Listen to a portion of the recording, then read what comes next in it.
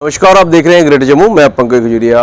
भाजपा की तरफ से प्रेस वार्ता को संबोधित किया गया, जिस संदर्भ में आज अभिजीत जसरोटिया ने प्रेस को संबोधित करते हुए क्या कुछ कहा, ये सुने।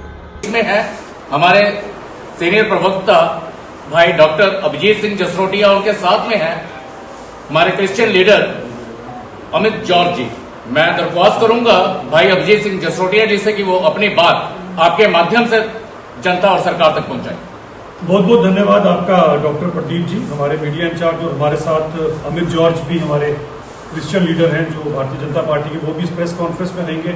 दोस्तों, आज की ये प्रेस कॉन्फ्रेंस जो बुलाई गई है एक बड़े गंभीर इशू के ऊपर है, और आप देख रहे होंगे जो एक दो दिन से खासकर इंडी गठबंधन के लोग, इसमें मैं किसी को अलग नहीं रखूंगा, इंडी गठबंधन वाले जो असेंबली के अंदर जो शोरगुल मचाया हुआ और जिस हिसाब से इन्होंने एक सिचुएशन क्रिएट की हुई है असेंबली के अंदर, और एक ऐसी बेतुकी चीज के लिए ये हमारे लोगों का टाइम बर्बाद कर रहे हैं और लोगों का जो पैसा है उसको भी बर्बाद कर रहे हैं, क्योंकि ये असेंबली हमारे दिए हुए टैक्स के पैसे से ही चलती है। आपको पता है जो लेटेस्ट अमेंडमेंट की गई वक्फ एक्ट के अंदर, और जो अमेंडमेंट की गई उसके बारे में आज आप सब लोग जानते हैं। और इस एक्ट की अगर मैं बात करूं तो मुझे पता नहीं लगता कि ये जितने, चाहे वो एनसी वाले हैं, चाहे वो कांग्रेस वाले हैं, भले वो आम आदमी पार्टी वाले हैं, क्या इनको नहीं पता है?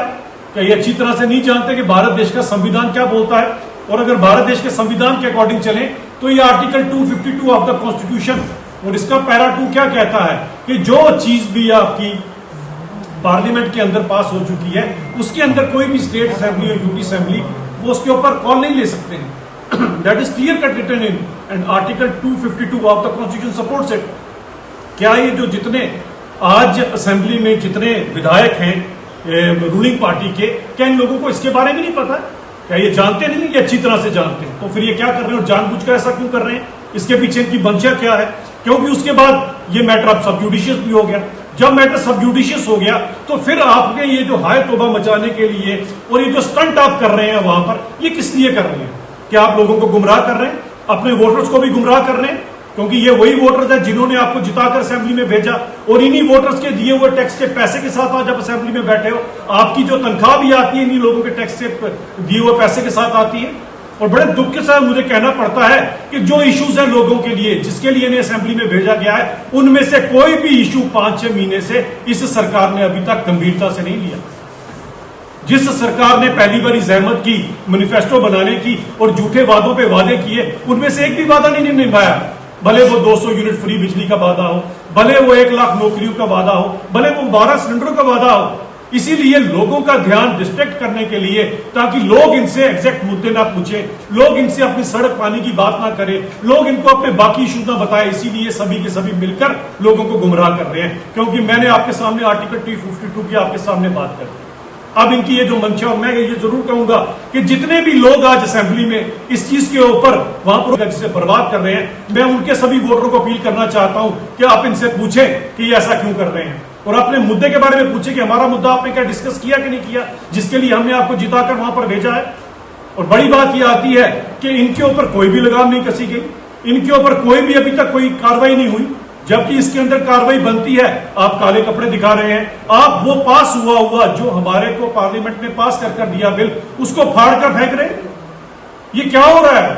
ये किस तरह की असेंबली है? क्या हमने इस तरह की असेंबली बनाने के लोगों को जिताकर वहां पर भेजा था? आज क्या लोगों को इनको पूछना नहीं चाहिए कि आप किस तरह से ये सब काम कर सकते हैं, और इनकी मंशा क्या है इसके पीछे? हम इनसे जरूर पूछना चाहते हैं। और अगर नेशनल कॉन्फ्रेंस जो इन सब के लिए सबसे आगे लीड लेकर बैठी है और उन्हीं के स्पीकर हैं, अब पता नहीं वो उन्हीं के स्पीकर हैं या किसके स्पीकर हैं और किस तरफ क्या कर रहे हैं, मैं उसके बीच में जाना नहीं चाहता, क्योंकि I have got full respect for that chair.